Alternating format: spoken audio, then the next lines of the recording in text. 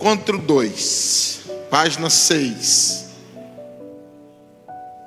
Vivendo como filho todos os dias. Esse é o nosso título do encontro, e ele tem um tema: a diferença entre frequentar a igreja e caminhar com Deus. Você já parou para observar essa diferença? Nós vivemos muitos anos preocupados só com quem vem à igreja, mas a graça nos desperta para como estamos na igreja, porque não é só vir.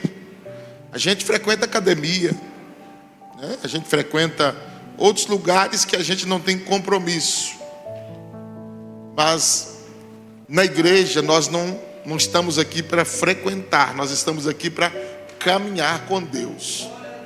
E essa caminhada com Deus, ela traz transformação todos os dias na nossa vida.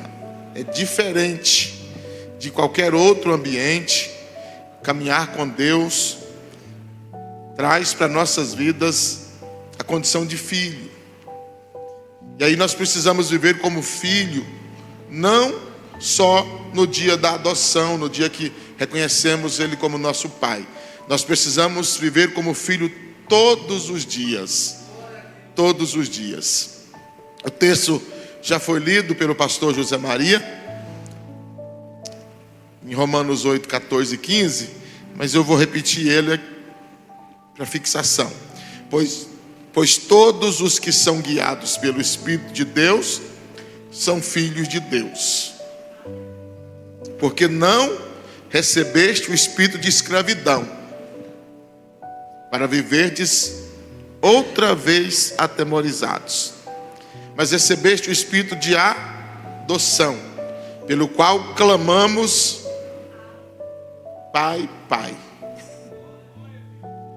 Porque Abba, acho que é no aramaico, que é pai. Então, Paulo traz aqui em duas línguas, né? Ele diz Abba, Pai. É o mesmo que alguém quando diz papai, né? Mas aqui está Pai, Pai. Abba, Pai.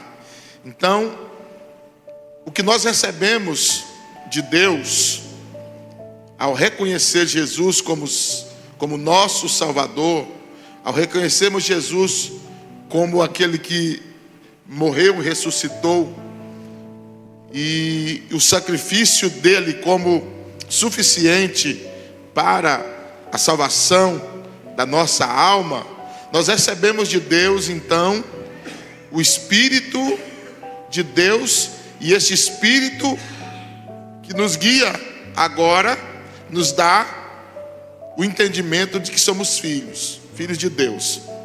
E este Espírito nos dá também o entendimento de que nós não somos mais escravos.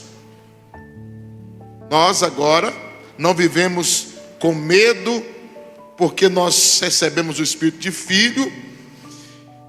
E este Espírito que nós recebemos é o Espírito de adoção, pelo qual nós podemos clamar Pai, Pai. E o objetivo deste encontro hoje, ele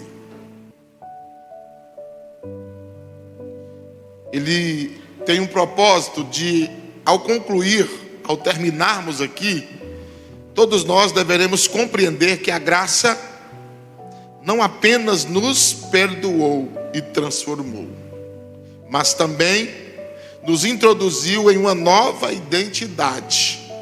Qual que é a identidade que recebemos agora através da graça?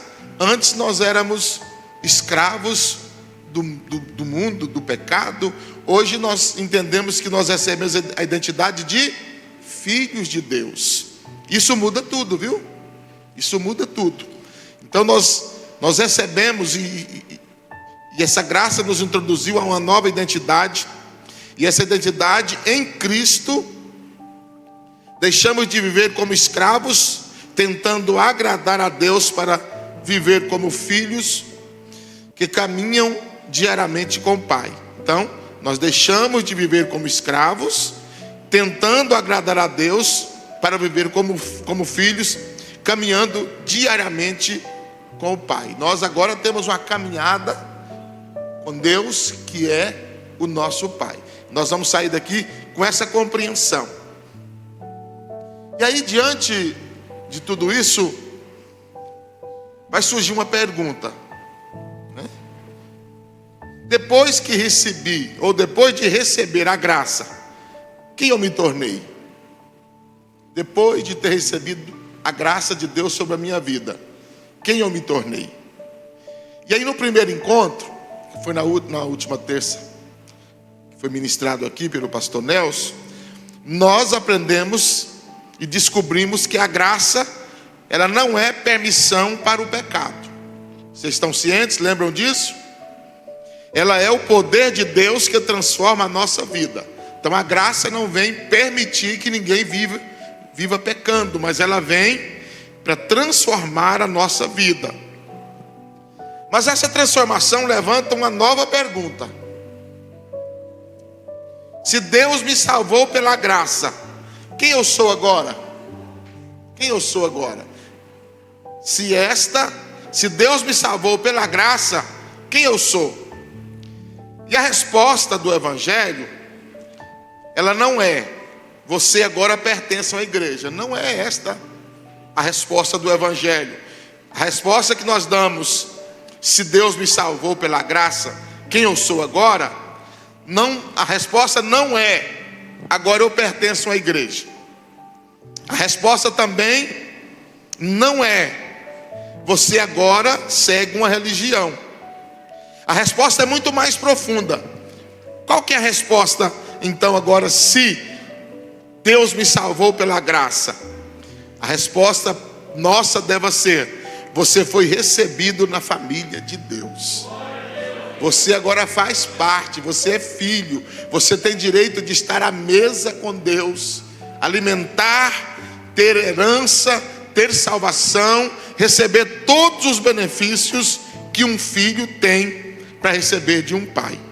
E essa verdade muda completamente a maneira como enxergamos nossa caminhada cristã. O Evangelho não nos convida apenas a mudar de comportamento. Nós não podemos olhar para a vida cristã ou para o Evangelho da graça de Deus como apenas uma mudança de comportamento. Mas este Evangelho, ele nos concede uma nova identidade. Antes éramos estrangeiros, separados de Deus pelo pecado. Agora, por meio de Cristo, fomos feitos filhos e chamados a viver em relacionamento com o Pai. Agora nós temos identidade, sabemos quem somos, e é impossível compreender a prática da graça sem compreender essa identidade. Nós não podemos seguir uma caminhada antes de entendermos que nós somos escolhidos e pela graça de Deus nós nos tornamos filhos amados, perdoados, favorecidos pelo nosso Deus Todo-Poderoso. Nós temos um ponto aqui que diz: mais do que frequentar, mais do que frequentador de igreja.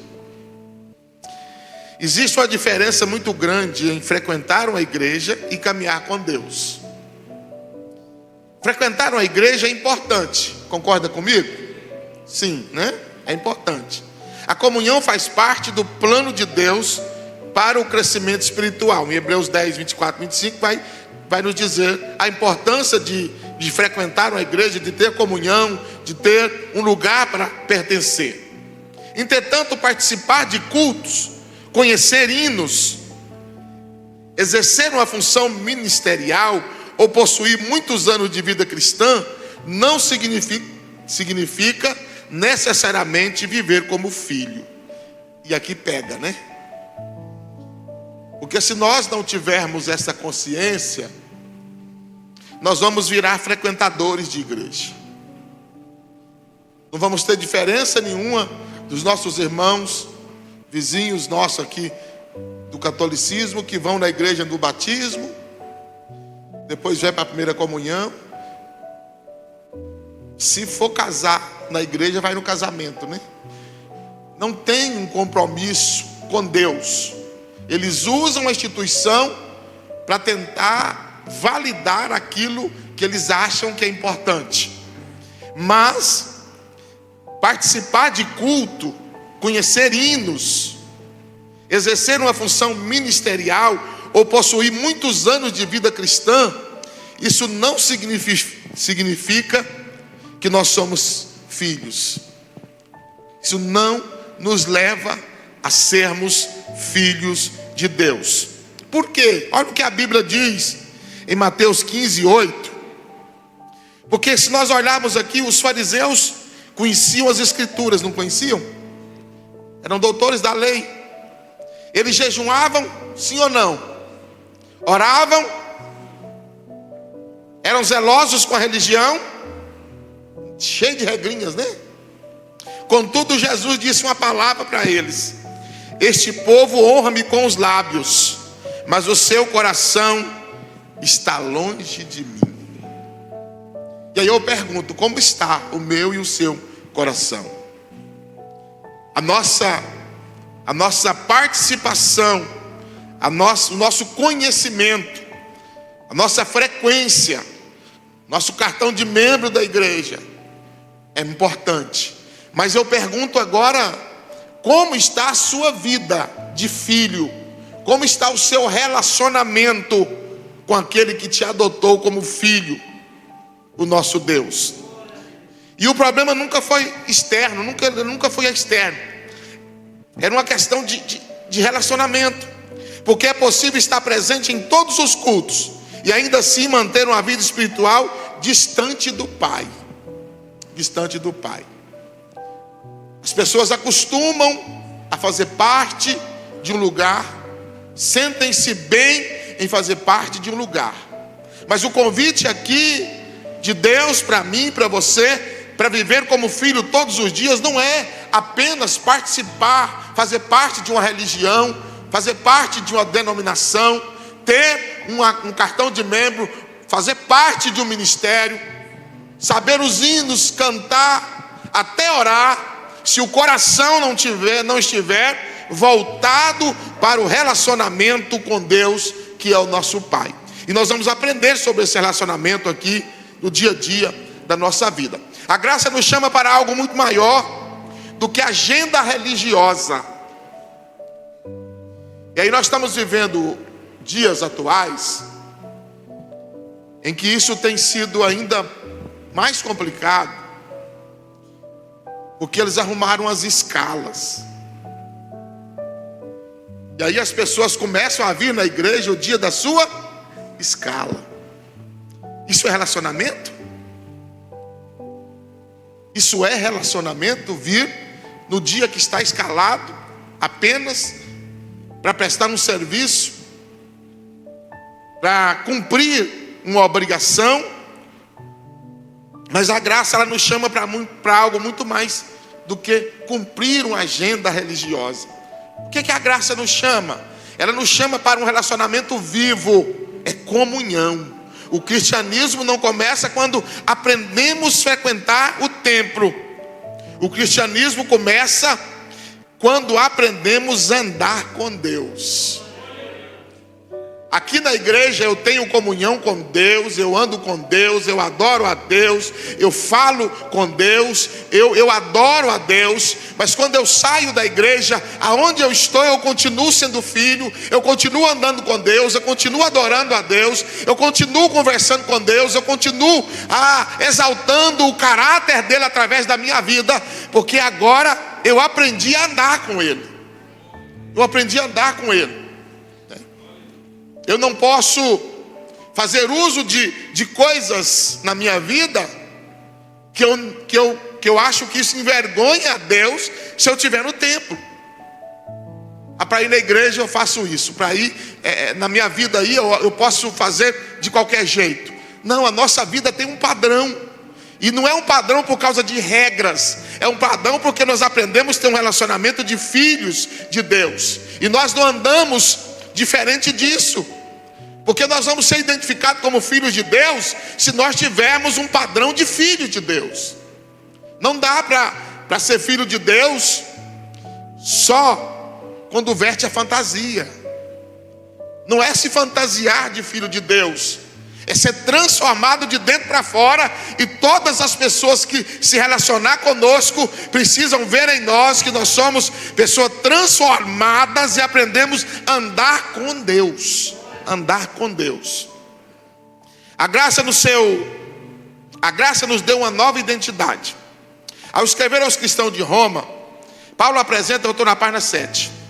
Paulo apresenta uma das maiores revelações do Evangelho. Porque todos os que são guiados pelo Espírito de Deus são filhos de Deus. Observe o que Paulo está dizendo aqui. Ele não está dizendo assim, olha, todos os que frequentam a igreja são filhos de Deus. É isso que Paulo diz? Não. Todos que são guiados pelo Espírito. Se você voltar na sua apostila aí, lá na página 1, volta lá na página 1. A última frase aí, escrito em azul. Ser governado é submeter a mente, o coração e as atitudes à direção de uma autoridade. Quem que é a autoridade na nossa vida? É Deus através do teu Espírito. É o Espírito de Deus que nos guia. E nós só podemos entregar o governo da nossa alma, da nossa vida, ao Espírito Santo de Deus. Pessoas nós respeitamos, pessoa nós consideramos, pessoa nós admiramos, pessoa nós olhamos e dizemos, olha, é um bom líder, é um bom pastor, é uma pessoa que compensa ouvir, que compensa seguir. Mas entregar o governo só para o Espírito Santo. Porque quando nós entregamos o governo da nossa vida para pessoas, nós nos tornamos escravos dessas pessoas. Mas quando entregamos o governo da nossa vida para o Espírito Santo, nós somos livres. Há uma diferença muito grande, porque o Espírito de Deus nos liberta, pessoas nos escravizam.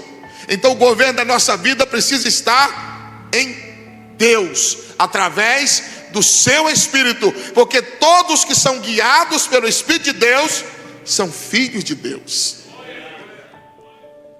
Observe que Paulo está dizendo que aqueles que são guiados, não frequentador. Também Paulo não diz que tornamos filhos por causa das nossas boas obras. Não é isso. É que são guiados. Nossa filiação nasce da obra de Cristo e da ação do Espírito Santo em nós. E essa verdade é reforçada em Gálatas 4:4-7. Vindo, porém, a plenitude do tempo, Deus enviou o seu Filho para resgatar os que estavam debaixo da lei, a fim de que recebêssemos a adoção de filhos. E aqui Paulo traz uma ideia muito, muito interessante, porque no contexto romano, está aí na lição, a adoção era um ato jurídico definitivo. Você podia até criar um filho, criar alguém, cuidar de alguém, mas quando você adotava, legalmente, era um ato definitivo, jurídico. O filho adotado recebia o nome da família, os mesmos direitos do herdeiro legítimo, e jamais poderia ser tratado como inferior na casa ou pelas pessoas. O ato de adoção que Paulo está dizendo aqui, ele está se relacionando, ele está comparando aqui com o mesmo ato jurídico que era realizado na época. Deus nos adotou como filho, e como filho adotivo agora, isso é um ato definitivo, e nós recebemos agora o nome de Deus em nós. Nós recebemos a porção da graça de Deus sobre a nossa vida. Agora nós somos herdeiros de Deus, porque temos o nome da família. Nós fazemos parte da família de Deus. E a graça, e Paulo escolhe exatamente essa imagem para explicar a nossa posição diante de Deus. A graça não apenas cancelou a nossa dívida, porque nós pregamos com muita ênfase, nossos pecados foram perdoados, pela graça sois salvos. Mas a graça também, ela nos colocou à mesa da família. Não somos visitantes na casa do Pai, nós somos filhos. E uma diferença muito grande quando você visita a casa de alguém ou quando você está na casa do seu pai. Há uma diferença muito grande. E a graça não apenas perdoou e cancelou a nossa dívida para que nós fôssemos apenas livres, mas a graça, ela diz para mim e para você: olha, agora você faz parte da família, você está colocado à mesa de Deus, você tem comunhão com Ele, alimenta com Ele, você agora não é mais visitante, na casa do Pai você tem liberdade de filho. Isso é extraordinário, viver como filho.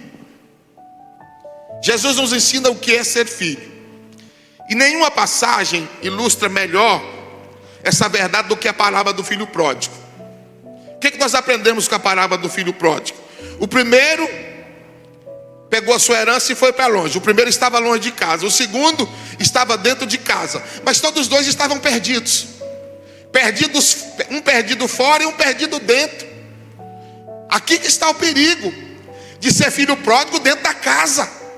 Porque ser filho pródigo lá fora é porque foi embora, desistiu, desanimou, vai voltar, mas tomou a decisão e foi embora. E o filho pródigo dentro de casa? Nenhum dos dois conhecia o coração do pai. Nenhum dos dois sabia quem era o pai. Aqui olha, mas ambos ainda precisavam conhecer o coração do pai. O filho mais novo acreditava que poderia encontrar liberdade longe do pai. Depois de desperdiçar tudo, descobriu que a sua maior necessidade não era dinheiro, era reconciliação.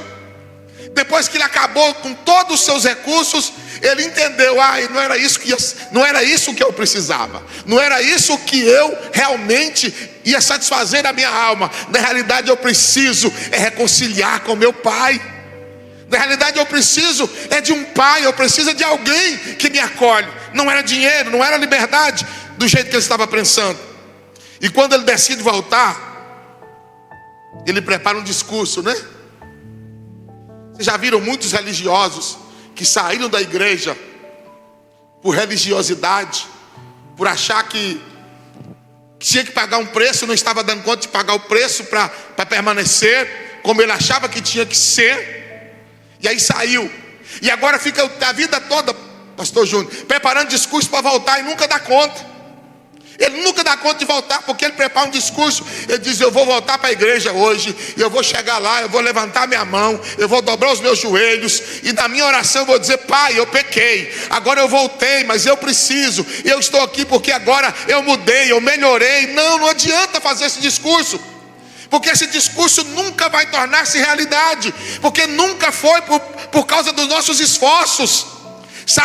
As pessoas que saíram porque não entenderam, e ainda não voltaram porque ainda continuam não entendendo. Porque a graça está dizendo: venha, porque quando você vier, eu já paguei o preço, eu já estou aqui para te receber. Você não precisa fazer discurso, é só voltar, que eu já fiz tudo por você. E aí, quando o filho decide voltar, ele prepara o discurso bonito, bem religioso. Já não sou digno de ser chamado teu filho. Ele imagina, ele traz na sua imaginação que ele precisava conquistar novamente o amor do pai. E aí ele preparou um discurso para comover o coração do pai. Ele não conhecia o pai que ele tinha. Mas o pai interrompe seu discurso. Quando ele chega, antes dele abrir a boca, o pai corre ao seu encontro, abraça ele, beija, coloca-lhe uma nova veste, entrega-lhe um anel, prepara um banquete. Tudo isso antes que o filho pudesse provar qualquer mérito. Isso é extraordinário.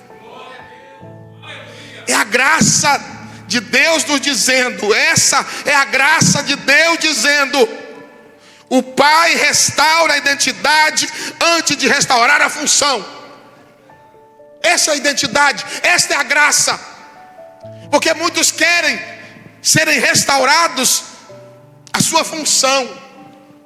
Muitos querem saber se vão ser membros, se vão ser obreiros novamente, como que vai ser quando eu voltar. E Deus está dizendo: ei, primeiro eu restauro a sua identidade. Volta, porque você é filho, estava longe de casa. Você precisa de roupa nova, de sapato nos pés. Você precisa de beijos, é de abraço, é de amor. Ei, você precisa ser amado e acolhido. Esquece posição, porque a graça faz isso. Porque a graça não está dizendo para mim, como filho, que eu preciso ser suficientemente bom, perfeito, para receber o amor do Pai. A graça diz: vem, porque quando você vier, eu vou te abraçar e vou fazer tudo que você precisa, para você entender quem eu sou. Eu sou seu Pai. Por outro lado, o filho mais velho nunca abandonou a casa, mas também não compreendia o coração do pai. A obediência do filho mais velho era marcada por obrigação.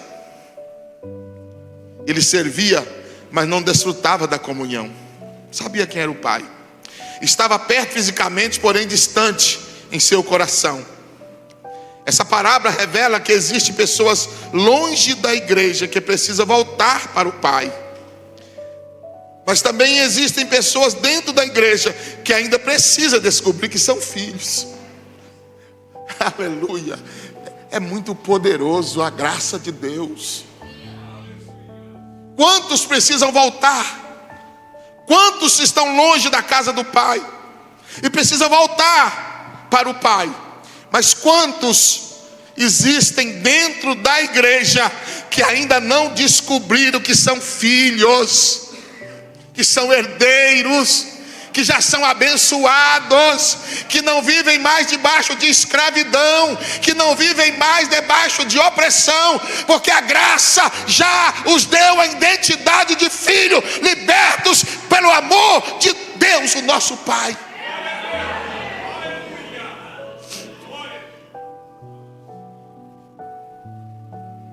Mas tem gente que gosta, né? Gente que gosta de sofrer, né? Prefere não compreender. Como vive um filho? Como vive um filho? Quando o pastor Zé Maria, o senhor que já casou os filhos quase todos, quando ele chega na casa do Senhor, ele chega lá e diz assim: pai, eu posso beber água lá na geladeira? Pede? Não, né? Ele chega, custa da benção: pai, estou com sede. Já vai na geladeira. A gente chega na casa de pai e de mãe. Eu não sei por que casa de pai e mãe é o lugar que dá mais fome na gente, né? A gente almoça, faz uma viagem para ir na casa dos pais, almoça na estrada, lancha. A gente chega da benção, o primeiro lugar que a gente vai é na geladeira ou em cima do fogão. Se tiver lá um docinho na geladeira. Mas primeiro a gente vai na cozinha, porque costuma ter na cozinha uma carne de porco frita, de lata, que foi esquentada para o almoço. Então você vai na cozinha, que se tivesse você já come a carne de lata lá que está em cima do fogão, depois vai na geladeira e come o doce. Você nem pergunta: posso? Você tem liberdade. Você vive como filho. E Deus está querendo dizer, e que você entenda, que você tem liberdade na casa do Pai. Você pode chegar, se aproximar. Você pode, aleluia, alimentar-se do banquete espiritual. A graça está sendo derramada. Tem poder, tem unção, tem vitória, tem libertação, tem cura, tem milagre. O Pai está dizendo: ei, é para você, desfrute.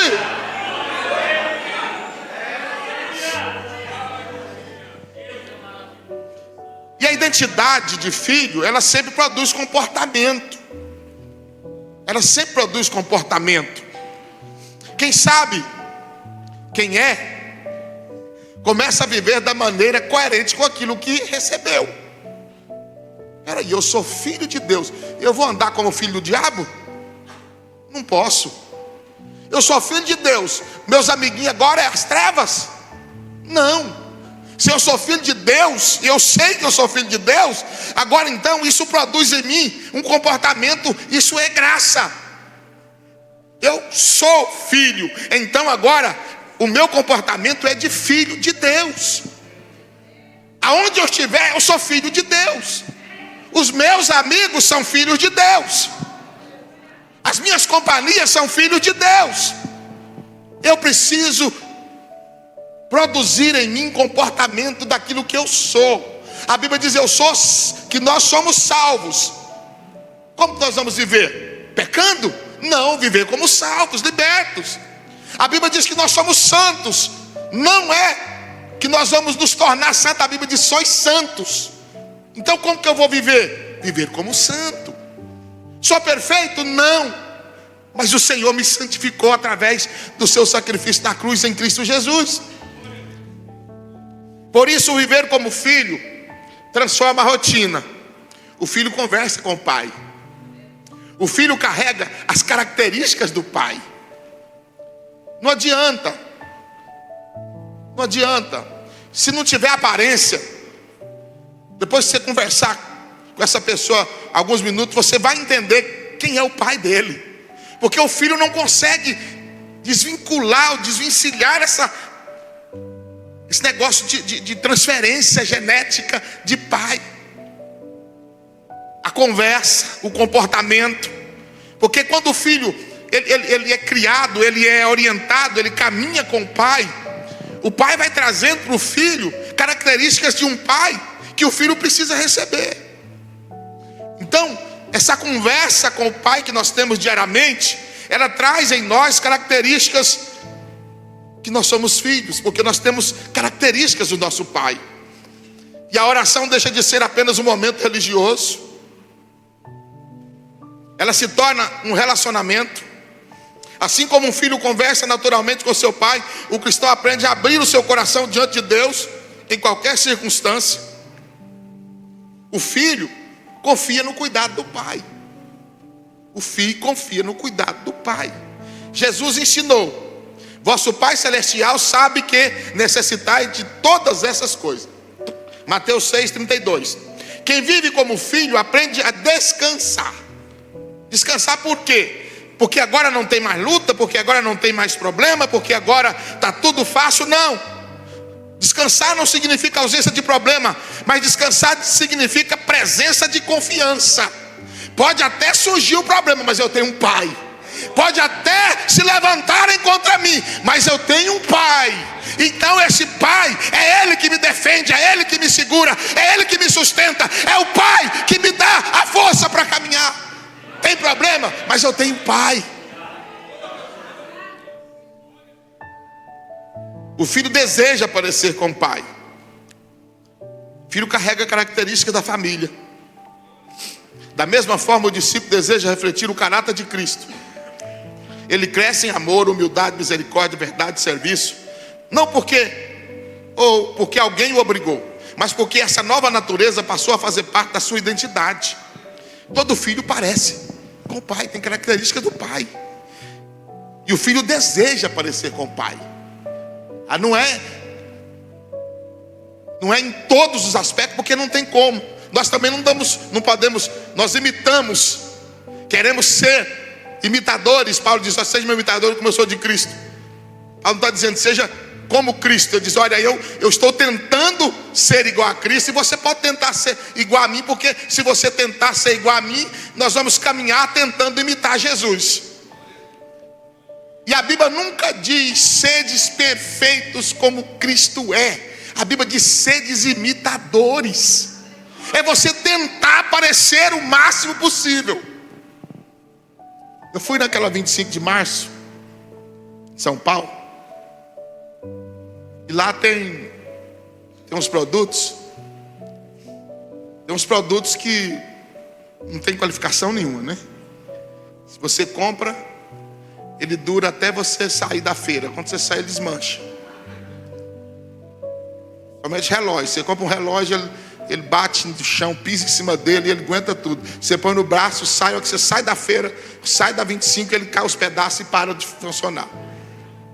Mas aí eu fui em um lugar lá que tinha um lugar que vendia primeira linha. Produtos de primeira linha. Eles não dizem, olha, é original. Não, mas é primeira linha. Primeira linha de imitação. Eles fizeram o máximo para que aquele produto pudesse parecer com o original. Então você compra um tênis que parece ser da Nike, mas ele é primeira linha, só parece, mas imita. Todo mundo que vai olhar de longe vai dizer é Nike, né? É primeira linha. Então, o que a palavra diz para mim e para você é que nós temos que ser imitação primeira linha de Jesus, né? Nós nunca vamos ser igual a Jesus, mas se imitar em primeira linha já está bom demais, tá parecendo com Ele. As pessoas vão olhar e dizer assim: olha, o formato, a fala, tem unção, tem poder, quando abre a boca prega, cura, tá parecendo com Jesus, mas tem esse defeito, aquele. Mas é assim mesmo, eu sou só a imitação de Jesus. Eu estou aqui só tentando imitar, porque Ele é perfeito, e eu nunca serei, mas vou continuar tentando ser igual a Ele. O filho ama a família. Quem ama o pai aprende a amar também os seus irmãos. Quem ama o pai aprende a amar os seus irmãos, porque o pai trata todos os filhos de igual modo. O pai sempre tenta trazer equilíbrio para que todos os filhos possam viver em harmonia como irmãos. A comunhão deixa de ser um compromisso social e ela passa a ser a expressão da nova família de que Deus formou em nós. Nós agora somos irmãos, filhos do mesmo Pai, temos comunhão uns com os outros, comunhão com Deus, comunhão, aleluia. Isso é algo extraordinário de Deus para a nossa vida. A graça na vida diária. A graça na vida diária. Viver como filho e viver esta graça como filho diariamente vai trazer sobre nós algumas mudanças. E nós vamos aprender aqui um posicionamento do filho no nível mais profundo da vida diária. Eu vou trazer o assunto, o que realmente nós sentimos e qual deve ser o nosso posicionamento como filho em algumas situações. Está aí nessa parte a graça na vida diária, mas o que eu vou ler aqui você não vai encontrar aí.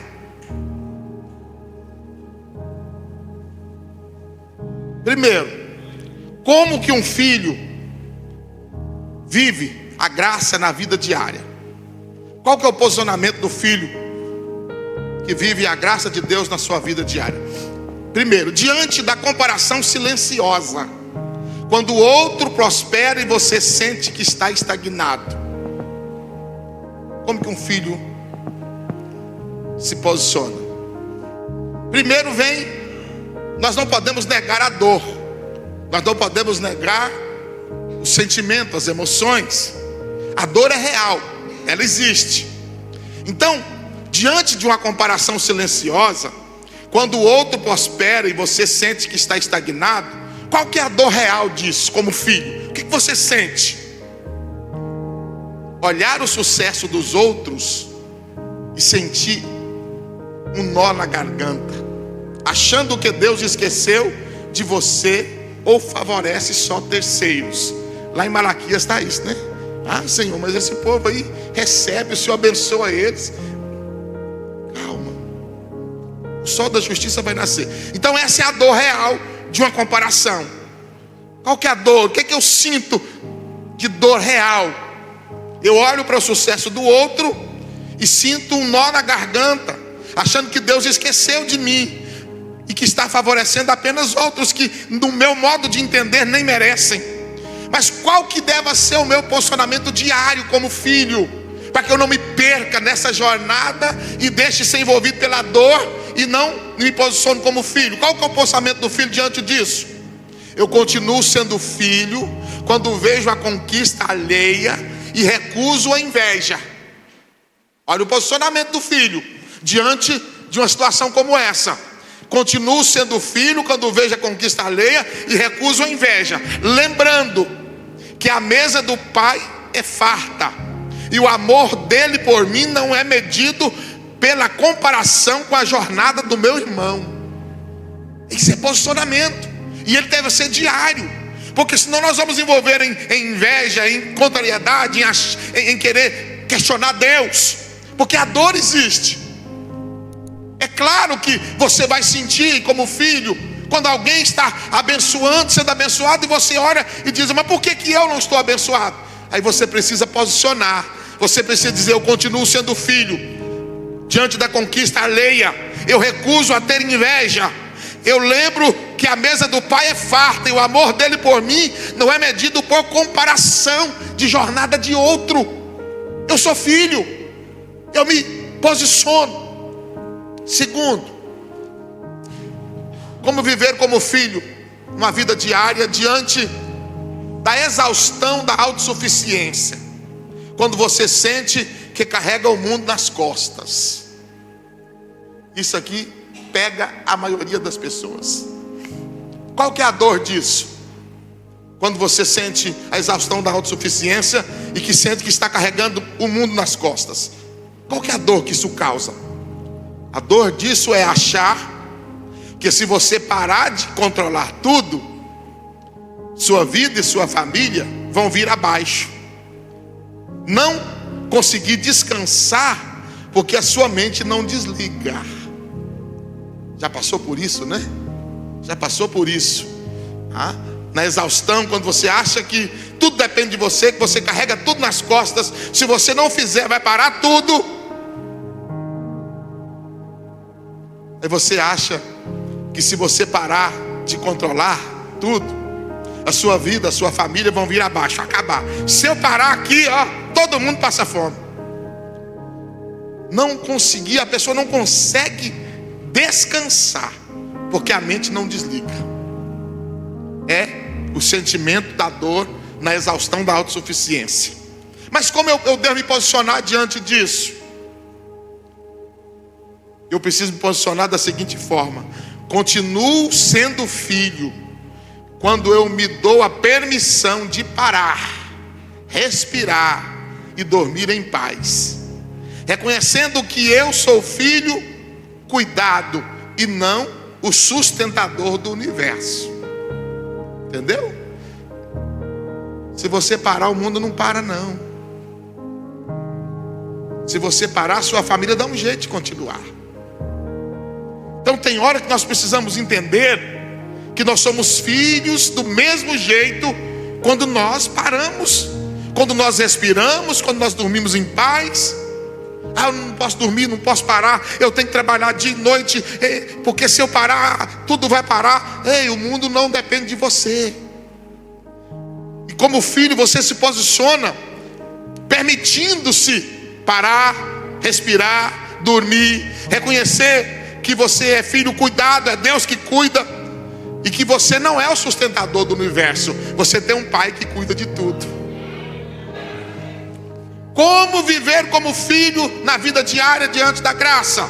Quando a voz da acusação interna, a síndrome do impostor e da culpa, que dor que causa isso? Sabe aquela voz que sussurra na sua mente? Que as pessoas dizem: se as pessoas soubessem quem você realmente é de portas fechadas, ninguém te respeitaria. Aí você quer carregar isso. Isso é uma dor de quem não se posiciona como filho na vida diária. Mas qual que é o posicionamento? Você diz: continuo sendo filho quando calo a voz da minha autocrítica. Quando a voz do Pai, com a voz do Pai, lembrando que o meu valor não vem da minha reputação impecável, eu não sou perfeito, mas vem do sangue de Cristo que me cobriu. As pessoas vão olhar para você, vão falar mal de você, porque você quer ser perfeito, mas se as pessoas soubessem quem você é, elas nem acreditariam em você. Você diz: olha, eu continuo sendo filho, eu não sou perfeito, mas eu não abro mão da minha reputação, porque quem me fez e quem cuida de mim, quem me transforma É a graça de Deus através do sangue de Cristo que me cobriu na cruz do Calvário. Eu preciso me posicionar diante da acusação do diabo. O diabo vai dizer: olha, você não presta, você pecou, e agora se você for para a igreja você vai ser envergonhado. Você vai dizer: diabo, eu pequei sim, eu errei, mas o sangue de Jesus já perdoou o meu pecado, já me cobriu, já me transformou, já mudou a minha história. Essa acusação, se você der ouvido, você não vai conseguir viver como filho. Mas como filho você diz: olha, eu não sou perfeito, mas o sangue de Cristo que cobriu todos os meus defeitos. Posicionamento. Na monotonia da rotina invisível, qual que é o posicionamento do filho? Qual a dor que isso causa? Quando no trabalho maçante ou nos deveres domésticos, quando você acha que está numa vida monótona, uma vida, uma rotina invisível, qual que é o sentimento de dor? Nós sentimos que a vida é irrelevante, por estar preso a tarefas repetitivas, cansativas e sem aplausos.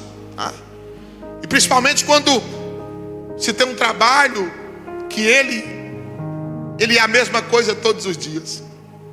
Isso aqui é muito sério e precisa ser visto com muito cuidado, porque muitas pessoas acham que o que eles fazem, as suas funções são irrelevantes, porque as tarefas são repetitivas, cansativas e sem aplauso. Ninguém valoriza o que eu estou fazendo.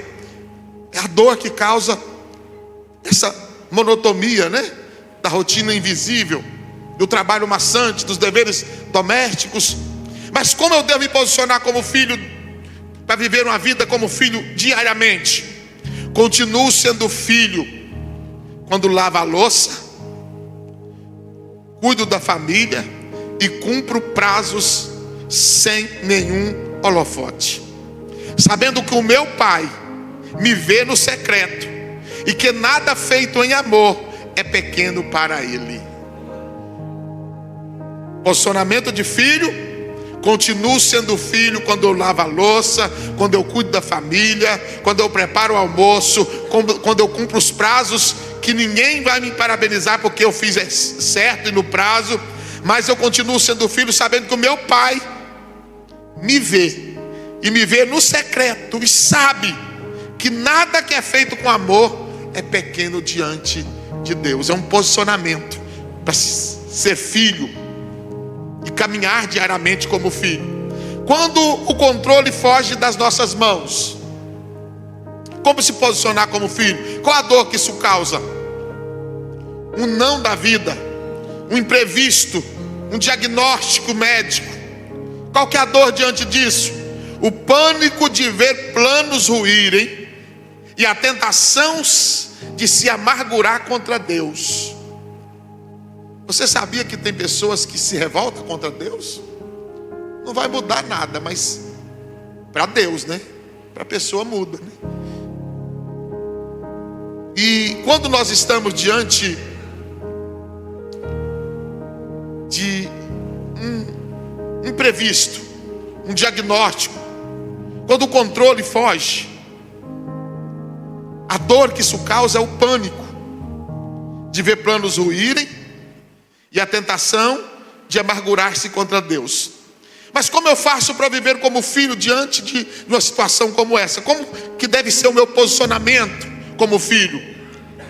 Continuo sendo filho quando o meu plano falha,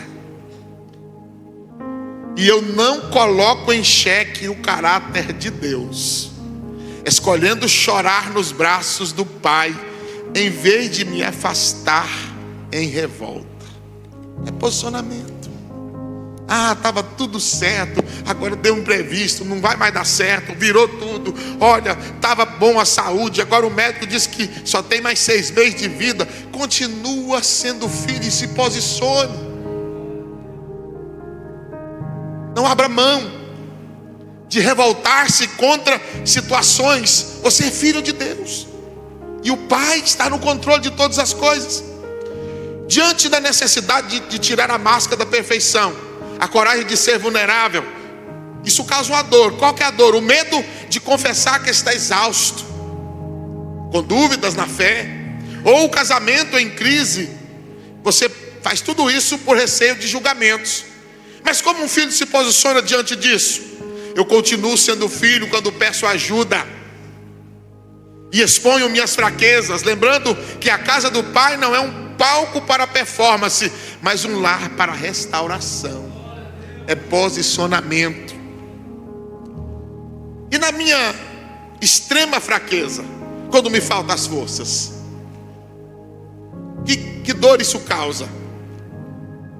A dor disso é achar que para se aproximar de Deus é preciso estar forte, seguro e com fé inabalável.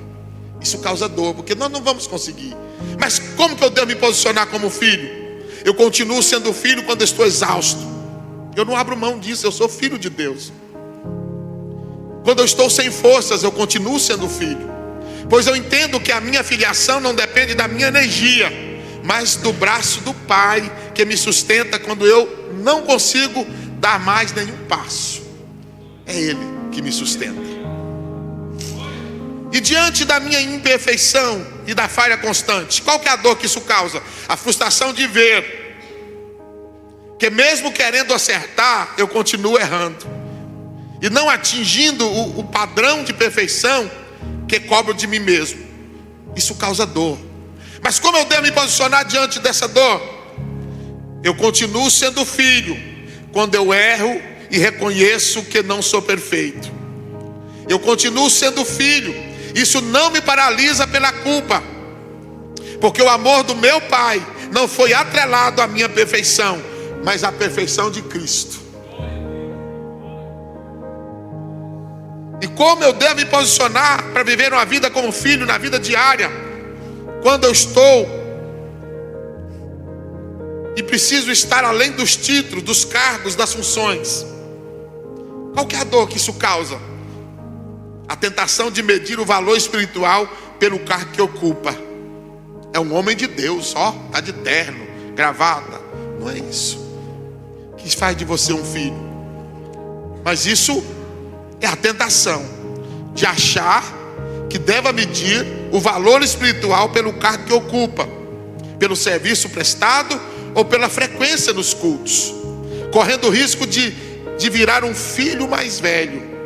Trabalha na casa, mas não conhece o pai. Qual que é o posicionamento do filho diante disto?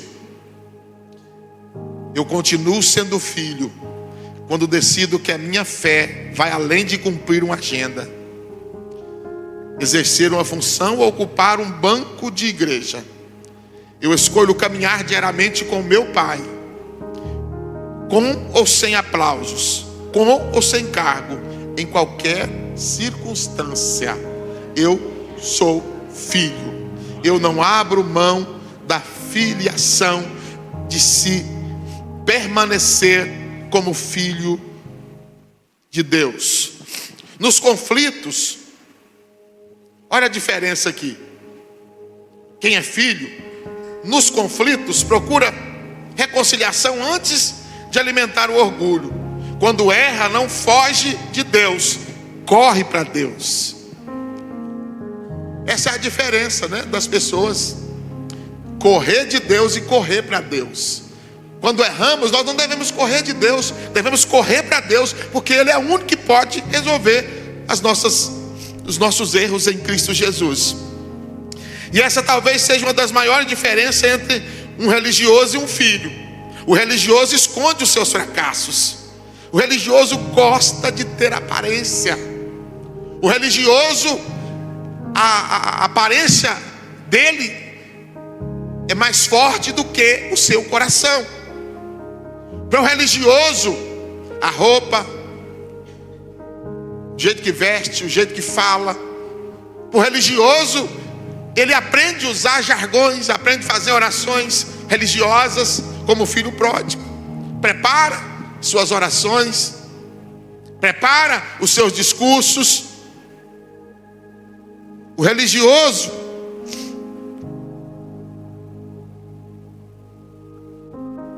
ele se preocupa com a sua performance, Como que as pessoas estão me vendo?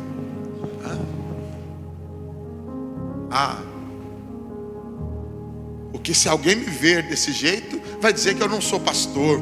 Então o religioso se preocupa com a aparência. E a diferença é que o religioso tenta esconder os seus fracassos. Ele quer cobrir e ele esconde de trás de função, de performance, de atividades, até de roupas, de forma, de conversas. E os fracassos, na realidade, estão no interno, no coração. Tem uma capa de boa aparência, de bom crente, de uma pessoa bem religiosa, mas é o que Jesus disse: o coração está longe de mim. Por fora é enfeitado, por dentro é sepulcro caiado. O que Deus quer é uma transformação interior, não é esconder os fracassos. O filho sabe que encontra correção. O religioso não, ele esconde, mas o filho sabe que encontrará correção, perdão e restauração, mas na presença do Pai. É o Pai que vai cuidar de mim, é o Pai que vai mudar a minha história, é o Pai que vai trazer sobre mim aquilo que eu preciso para ser transformado. Eu estou na página 8 aí, o espelho do coração. Antes de continuar essa jornada, permita que essas perguntas alcancem o seu coração. Primeira pergunta: quando você ora, conversa com um pai ou apenas cumpre uma obrigação religiosa? Porque se nós estivermos voltados para cumprir obrigação religiosa, nós vamos ter que comprar um terço para cumprir completo. Quando você ora, o que é a sua oração? Uma conversa com Deus ou com seu Pai? Ou apenas você está cumprindo uma obrigação religiosa? Sua segurança está baseada no amor de Deus ou no seu desempenho espiritual? Não, olha, eu sou crente e eu sou uma pessoa espiritual porque eu oro, porque eu faço isso, porque eu faço aquilo. Qual que é o seu desempenho? Está baseado no amor de Deus ou em você mesmo? É o espelho do coração, o espelho da alma aqui, né? Você serve ao Senhor por gratidão ou apenas por dever? Ou por medo? Quando falha, corre para Deus ou se afasta de Deus? Se alguém observasse sua rotina durante uma semana inteira, ao final da semana, essa pessoa ia concluir que você apenas frequenta a igreja ou que realmente caminha com Deus. Perguntas para reflexão. Temos aí uma parte que é para você ler e, se quiser observar, vivendo a graça nessa semana. Nós vamos lá para a conclusão.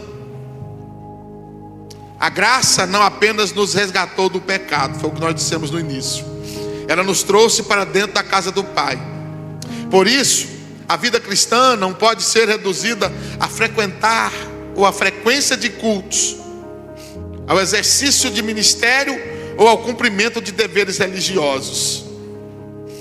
Tudo isso tem o seu lugar, mas nada substitui o relacionamento. Como está o seu relacionamento com o seu Pai, com o seu Deus? O maior privilégio do Evangelho não é apenas saber que nossos pecados foram perdoados. Qual que é o maior privilégio do Evangelho? É poder chamar Deus de Pai. Nada pode substituir isso. É você ter o privilégio de dizer: eu tenho um Pai, o meu Deus é o meu Pai. É o maior privilégio da graça que é oferecida à nossa vida. É saber que temos um Pai. E quem compreende essa verdade Deixa de viver tentando merecer aceitação. Passa a viver respondendo o amor que já recebeu em Cristo. A maturidade espiritual não é medida apenas pelo conhecimento bíblico que acumulamos, mas pela confiança, intimidade e obediência que desenvolvemos no relacionamento diário com o Pai. Não é apenas conhecimento, é relacionamento, é comunhão, é vida diária. A vida de um filho que vive todos os dias, como filho, ele não vive como filho porque aprendeu, é porque foi gerado nele pela graça, e a graça gerou nele a condição de filho, e agora ele não vive mais guiado pelos desejos da carne, não vive guiado pelos sentimentos humanos, não vive guiado pela lei, ele vive guiado pelo Espírito. E o texto que nós lemos, ele é muito claro, porque ele diz que todos os que são guiados pelo Espírito de Deus são filhos de Deus. Então a nossa vida agora não é uma vida que é governada pelos nossos sentimentos, pelas nossas emoções. Nós não respondemos apenas quando nós somos afrontados. E as nossas decisões, elas são baseadas naquilo que nós recebemos de Deus na nossa vida. A transformação, o Espírito de Deus é que governa as nossas reações. Por isso você vai observar que o crente que é filho e que anda todos os dias como filho e que aprendeu a não frequentar a igreja, dificilmente ele vai sair do seu equilíbrio. Ninguém é perfeito.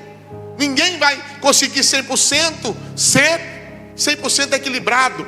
Mas quando essa graça vem sobre a nossa vida, nós não damos respostas às emoções, nós não damos respostas às pressões. Do jeito que as pessoas nos pressionam, nós respondemos não. Nós aprendemos como filho todos os dias que o Espírito de Deus é que gera em nós o conhecimento, que gera em nós a resposta sensata para as dificuldades, para as situações, porque nós somos guiados agora pelo Espírito de Deus. Quem governa a nossa vida? Quem governa a nossa vida? Quem é o governo da sua vida?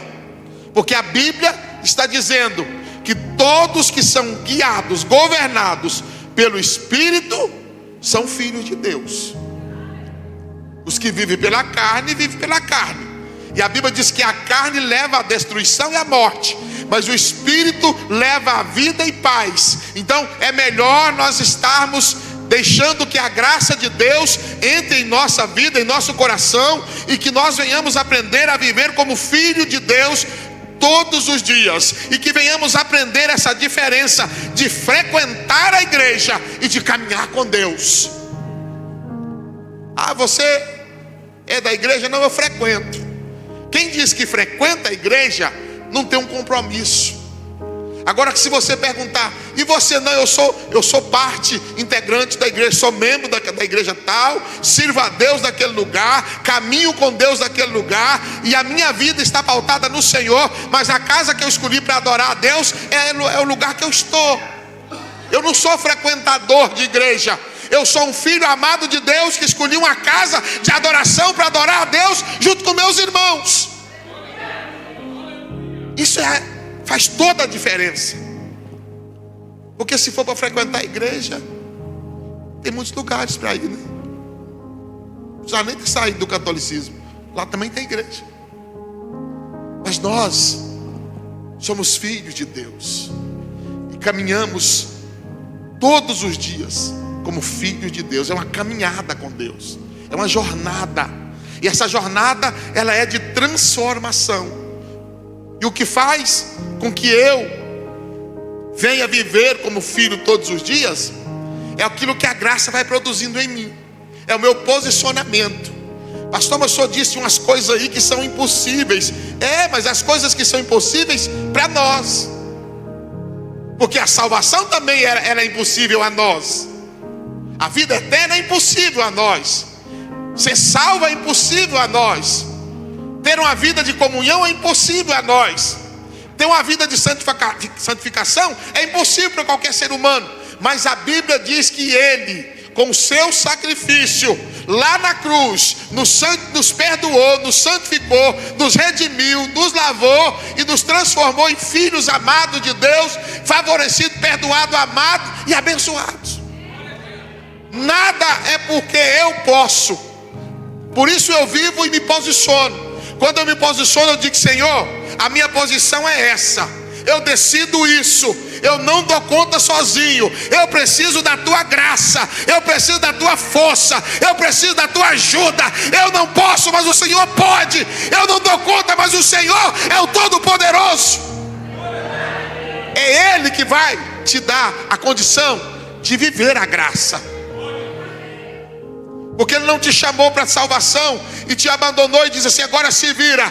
Você foi salvo, eu paguei o preço dos teus pecados e daqui para frente agora você caminha, você se vira com seus esforços. Não, não é isso. Ele nos salvou, perdoou os nossos pecados, nos redimiu. E agora pega em nossa mão e diga: eu caminho com você todos os dias. Eu não te deixo, eu não te abandono, eu não te largo, porque você é meu filho.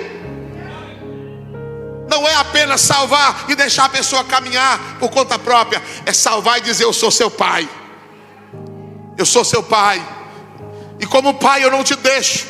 Como pai eu estou do teu lado. E quando você precisar, grita pelo meu nome, porque eu estarei aqui para te socorrer. Amém? Vamos viver como filho todo dia? Tem alguém aí que é só frequentador de igreja? Vamos mudar essa história? Vamos mudar isso? Olha o que diz a última frase aqui.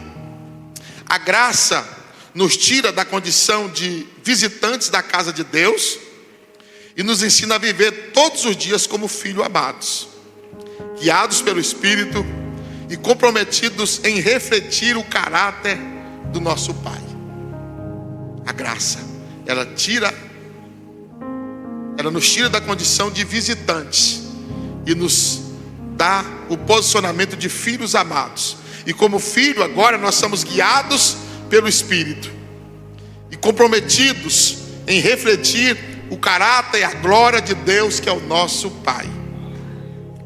Tem mais uma parte aí que é sua, né? Para levar para casa. Hoje Deus falou comigo sobre, se você quiser anotar alguma coisa aí para você, a decisão que eu tomo hoje é a minha oração dessa semana. Você pode anotar e você pode usar a sua apostila como algo para te ajudar nessa caminhada de viver como filho todos os dias. Amém? Graças a Deus.